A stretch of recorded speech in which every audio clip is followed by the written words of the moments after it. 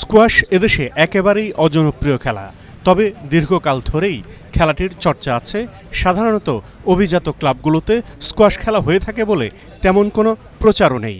তবে অবসরপ্রাপ্ত brigadier general GM Kamrul Islam ফেডারেশনের সাধারণ সম্পাদকের দায়িত্ব নেয়ার পর থেকেই খেলাটিকে ছড়িয়ে দেওয়ার চেষ্টা করেন। 2016 সালে দক্ষিণ এশিয়ান গেমসে পদক জিতলেও 2019 সালে কাঠমান্ডুতে সেই ব্রোঞ্জ পদকও হারাতে হয়। দেশের সবচেয়ে বড় স্কোয়াশ টুর্নামেন্ট স্পাহানি চতুর্থ বাংলাদেশ ওপেনের উদ্বোধনী দিনে সাধারণ সম্পাদক জানান, হারানো গৌরব ফিরে পাওয়ার ইচ্ছে তাদের। এক সময় এই সাবকন্টিনেন্টের লোক এই স্কোয়াশে ওয়ার্ল্ড ডমিনেট করেছে, বাট যে কারণেই হোক আমাদের এইটা একেবারে খেলা হচ্ছে না এবং অলমোস্ট এ ডেড গেম। 4 বছর আগে থেকে যখন আমরা শুরু করেছি তখন কোনো জায়গায় এটা হতো না, বাট আমরা যেটা ভালো গেম আমরা খেলতেও চাই এবং সবাইকে জানাতে চাই। এই টুর্নামেন্টগুলো করলে হয় কি, তখন পৃথিবীর যত স্কোয়াশ প্লেয়ার আছে বিশেষ করে প্রফেশনাল, তারা সবাই জানে যে এই অক্টোবরের ফার্স্ট উইকেট বাংলাদেশে একটা টুর্নামেন্ট আছে। অনেক খেলা হতো, ইট ইজ ট্রু, বাট আমরা কখনো শ্রীলঙ্কা, পাকিস্তান এবং ইন্ডিয়াকে স্কোয়াশে কোনো দিন হারাতে পারি নাই।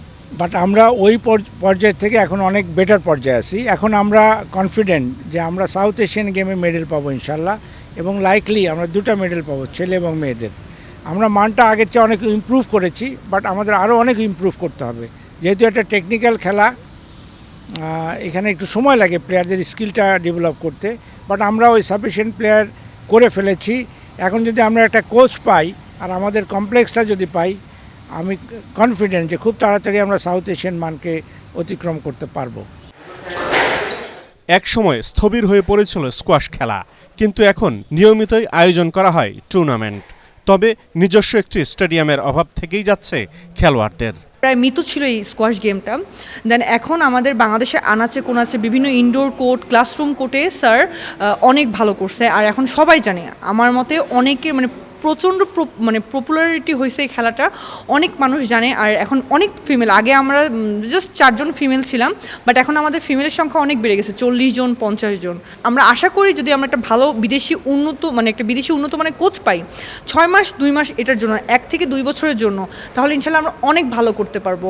আর দুঃখজনক বিষয়, আমাদের একটা নিজস্ব কমপ্লেক্স নাই। যদি একটা কমপ্লেক্স হয় তাহলে আমরা ইনশাল্লাহ 2028 সালে যে অলিম্পিক আছে ওখানে আমরা কিছু একটা করতে পারবো। স্পাহানির সৌজন্যে 2021 সাল থেকে নিয়মিতভাবে বাংলাদেশ ওপেন স্কোয়াশ আয়োজন করে আসছে ফেডারেশন।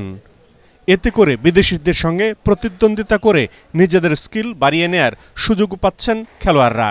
তবে আরও উন্নত প্রশিক্ষকের জন্য বিদেশি কোচের অভাব তাদের রয়েই গেছে। এখন আগের থেকে আমাদের স্কোয়াশটা অনেক লেভেল আগায় গেছে। যেমন আমরা আগে কখনো আমাদের বাইরে জুনিয়র টিম পাঠাতো না, এখন আমাদের জুনিয়র টিম অনেক জায়গায় পাঠাইছে। আমি গেছি জুনিয়র এশিয়ান গেম খেলছি, তারপর হচ্ছে মালয়েশিয়াতে আমি রেড টোন টুর্নামেন্ট খেলছি। এই যে কয়দিন আগে আমরা নেপাল থেকে আমরা 3য় নম্বর অংশগ্রহণ করছি আমরা টিম চ্যাম্পিয়নশিপে। স্কোয়াশ এখন আস্তে ধীরে অনেক দূর আগায় যাচ্ছে ইনশাআল্লাহ। আমাদের স্যারের মাধ্যমে, আমাদের খেলার মাধ্যমে আমরা আরও আগায় যাবো ইনশাআল্লাহ। আরেকবার যদি বিদেশি কোচ আনা হয় আমাদের জন্য অনেক ভালো হয়। বাংলাদেশের কোচের লেভেলটা তেমনটা অতটাই ভালো না, কিন্তু যদি একটা বিদেশি কোচ আনা হয় আমাদের জন্য অনেক ভালো হয়। তাহলে বাংলাদেশে স্কোয়াশ খেলার জনপ্রিয়তা বাড়াতে স্পাহানি বরাবরের মতোই সহযোগিতা অব্যাহত রাখবে।